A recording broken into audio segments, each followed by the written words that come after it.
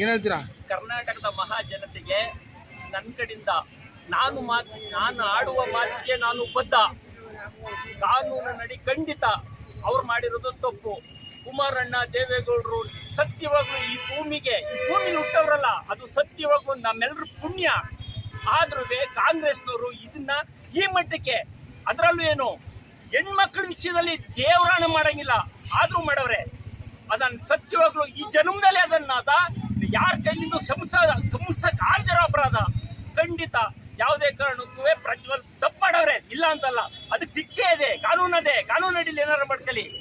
ದೇವೇಗೌಡರ ಮುಖನಾರ ನೋಡಿ ಏನಾದ್ರೂ ಮಾಡ್ಬೇಕಾಗಿತ್ತು ಖಂಡಿತ. ಯಾಕೆ ಅಂದ್ರೆ ಈ ಸರ್ಕಾರ ಸತ್ಯವಾಗ್ಲೂ ಮಹಿಳೆ ವಿರೋಧಿ ಸರ್ಕಾರ. ಎಲ್ಲ ಬೇಕಾದ್ರೆ ಹೇಳ್ಬಲ್ಲೆ, ನಾನು ಆಡೋ ಮಾತಿಗೆ ನಾನು ಬದ್ಧ. ಯಾವುದೇ ಕಾರಣಕ್ಕೂ ಮಹಿಳೆಯರ ವಿಷಯದಲ್ಲಿ ಅದರಲ್ಲೂ ಮಹಿಳೆಯರ ವಿಷಯದಲ್ಲಿ ಅವ್ರಿಗೆ ಜ್ಞಾನ ಬೇಕಾಗಿತ್ತು.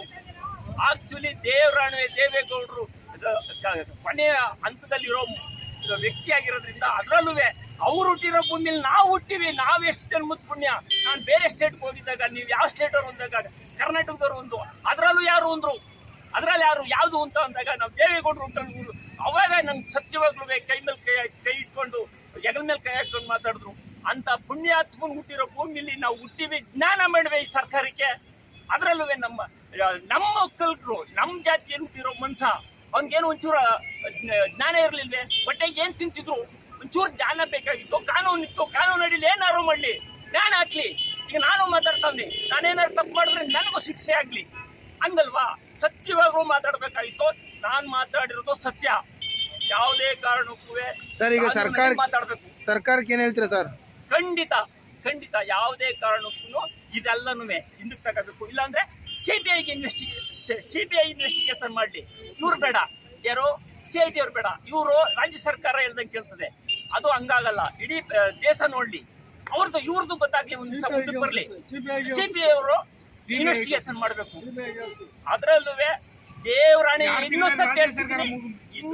ಇನ್ನೊಂದ್ ಸಾರಿ ಹೇಳ್ತಿದ್ದೀನಿ, ದೇವೇಗೌಡರ ವಿಷಯದಲ್ಲಿ ನೀವು ತಮಾಷೆ ಮಾಡುವಂಗಿಲ್ಲ. ತಾಕತ್ತಿದ್ರೆ ಮುಂದೆ ಒಂದ್ ದಿವಸ ಕಾಲ ಬಂದೇ ಬರ್ತದೆ, ನಮ್ ಜೊತೆ ಮಾಡ್ಲಿ. ದೇವೇಗೌಡರು ಸಾಪ ಇವರ ತಡ್ತೇ ಬಿಡಲ್ಲ. ಯಾವುದೇ ಕಾರಣಕ್ಕೂ ಇವ್ರು ಮಾಡ್ತಾರ ತಪ್ಪು. ಬೇಕಾದ್ರೆ ಮಾಡ್ಲಿಕ್ಕೆ ಕಾನೂನು ಅಡಿಯಲ್ಲಿ ಏನಾರ ಮಾಡ್ಕೊಳ್ಳಿ. ಸತ್ಯ ಅಲ್ವಾ? ಇವ್ರಿಗೆಲ್ಲ ಹಾಕ್ಬೇಕಾಗಿತ್ತು. ಪೆನ್ ಡ್ರೈವ್ ಸಾವಿರಾರು ಪೆನ್ ಡ್ರೈವ್ ಮಾಡಕ್ಕೆ ಎಲ್ಲಿಂದ ಬಂದ್ಬಿಡ್ತು ದುಡ್ಡು? ಅವಯ್ಯ ಮಾಮೂಲಿ ಒಬ್ಬ ಲಾಯರ್ಗೆ ಕೋಟ್ಯಾಂತರ ರೂಪಾಯಿ ದುಡ್ಡು ಎಲ್ಲಿ ಬತ್ರಿ? ಇವರೆಲ್ಲ ಹಿಂದಿಲ್ಲ ಅಂದ್ರೆ ಇನ್ನೆಂಗ್ ಮಾಡೋರು? ಇವ್ರ ಜ್ಞಾನ ಬೇಡವೆ? ಬರೀ ಚುನಾವಣೆ ಗೆಲ್ಲಕ್ಕೆ ಹಿಂಗೆಲ್ಲ ಮಾಡ್ಬಿಡೋದ? ದೇವೇಗೌಡರು ಮರ್ಯಾದೆ ಏನಾಗ್ಬೇಕು? ಇಡೀ ದೇಶಕ್ಕೆ ಪ್ರಧಾನಿ ಆಗಿದ್ದನು.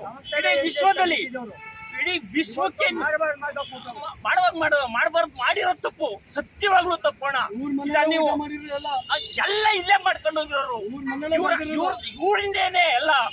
ಆದ್ರೂ ದೇವೇಗೌಡರ ವಿಷಯದಲ್ಲಿ ಯಾವುದೇ ಕಾರಣಕ್ಕೂ ಮಾಡಬೇಕಾಗಿತ್ತು. ಆ ವೈಯನ್ ಸಾಪ ಈ ಕರ್ನಾಟಕ ಸರ್ಕಾರಕ್ಕಾಗ್ಲಿ, ಕುಮಾರಸ್ವಾಮಿ DK ಶಿವಕುಮಾರ್ಗಾಗ್ಲಿ, ಸಿದ್ದರಾಮಯ್ಯರ್ಗಾಗ್ಲಿ ತಟ್ಟೆ ಬಿಡಲ್ಲ.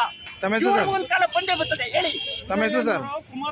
ನಮ್ಮ ಹೆಸರು ಚಂದ್ಗಾಲು ರವಿ.